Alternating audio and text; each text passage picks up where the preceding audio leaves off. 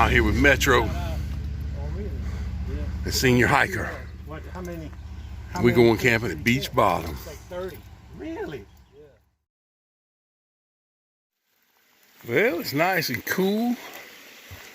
Been a while since I've been here. Beech Bottom campsite. Best water on the trail. Suddenly got real quiet around here. Eating, man. Supper time. Mike, that actually looks real good. Cody? Looks real good. Mm-hmm.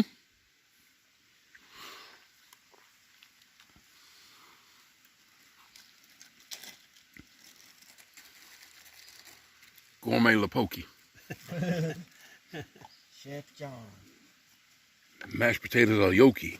You see that your hiking Hobbit girl called you out. Huh? She said hello from Tom Walker's last video. Mashed potatoes with summer sausage. Hiking Hobbit Delicious. Oh yeah, Kelly. Well, I am out. We have ended the day. I'm trying to teach people how to spider hunt at night. And they never believe me when I tell them. And I was just going to see if it would even show up. It's not going to on the phone with the lighting. But spider's eyes glow green in the dark with your flashlight. And everything that you thought was a drop of dew that has a green reflection back is spider's eyes. And they're actually everywhere.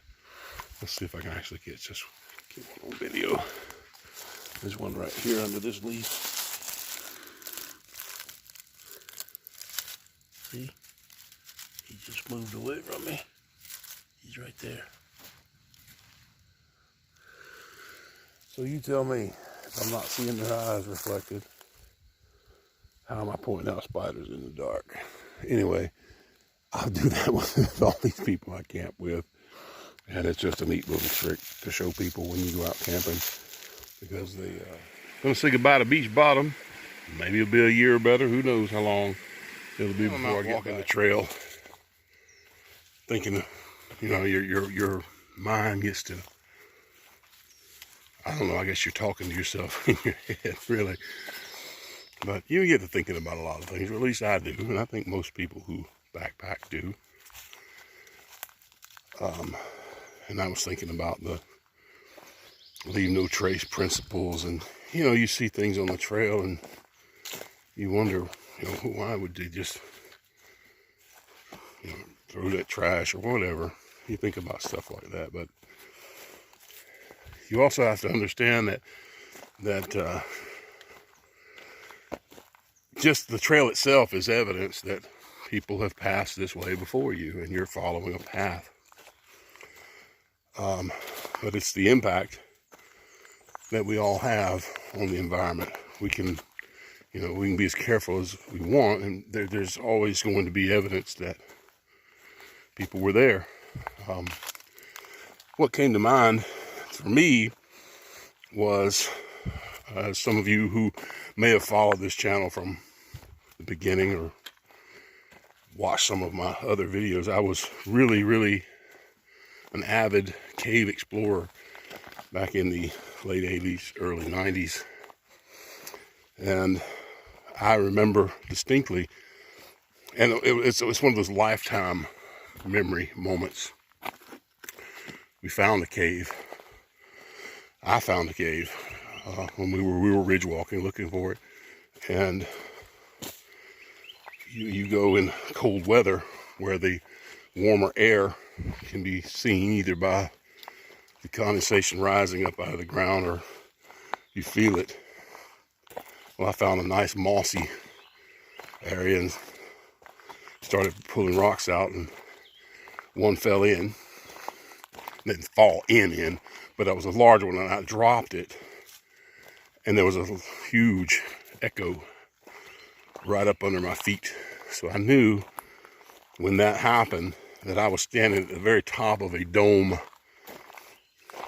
They're very common in Jackson County, Alabama. Lots and lots and lots of caves there. Still more to be discovered if you're into that sort of thing. But it takes effort, and you have to walk in places where other people haven't. You've got to go off trail, is what I'm saying. But that was in February of 1997, and it's Flying Rock Well, in case you're interested in caves and caving. And my name gets to be on the map, whatever, big deal. But I remember that day being the first human being to ever set foot in that cave,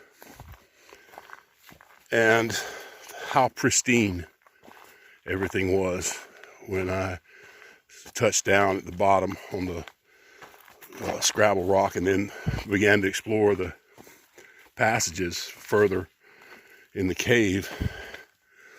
So it was kind of a bittersweet moment, because there's the thrill of discovery and the wondrous feeling.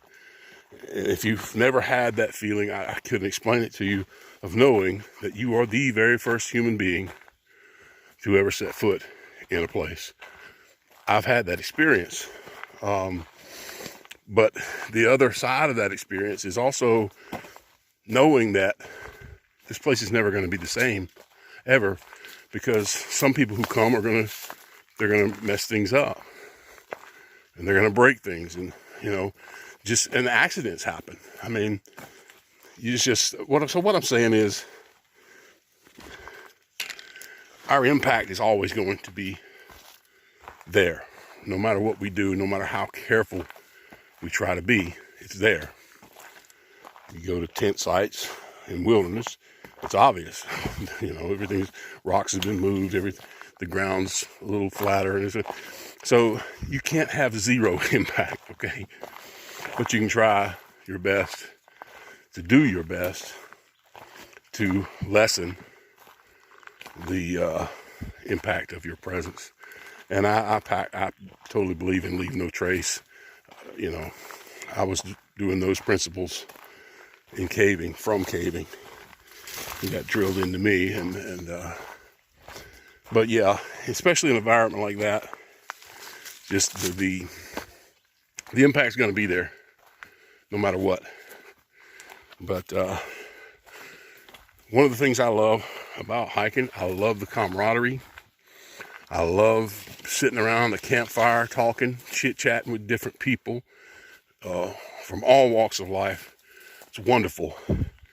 But for me, I have to have this part of the hiking as well, where it's just me and nobody else walking this trail, walking this path. Because ultimately, in life, we all walk our own path, and no one else can walk that path for us. We're going to walk it the way we do. Every man, I had a really good friend who passed away in 2017. He was my best friend, actually. And he used to say that. He said, every man's got his own path in life. And of course, man not just being the male of humanity, every woman too. Everybody's got their own path. And we do. And there's life lessons. And it's so great to meet people that have similar interests, but to see the different, ways that they grew up, places they grew up, countries. It's just, I don't know, that's great. But ultimately, you're walking your path. So, as Wandering Monk would say, stay on the path. Well, you're going to be on that path. And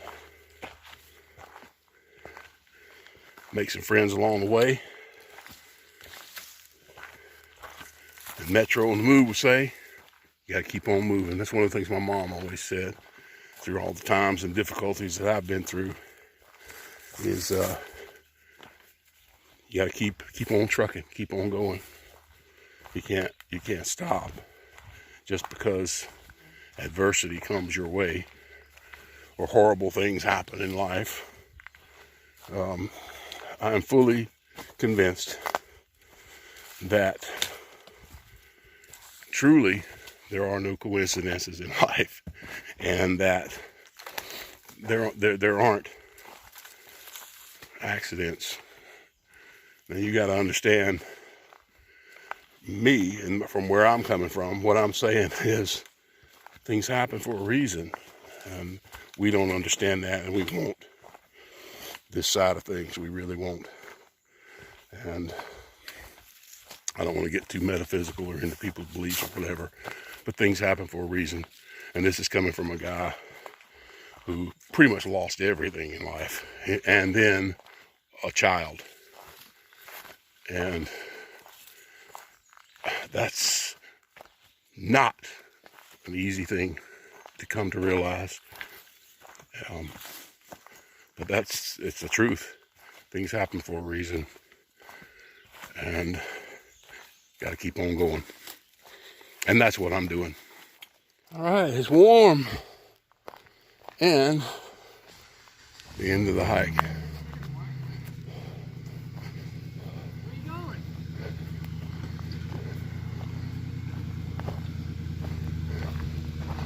The end of the hike.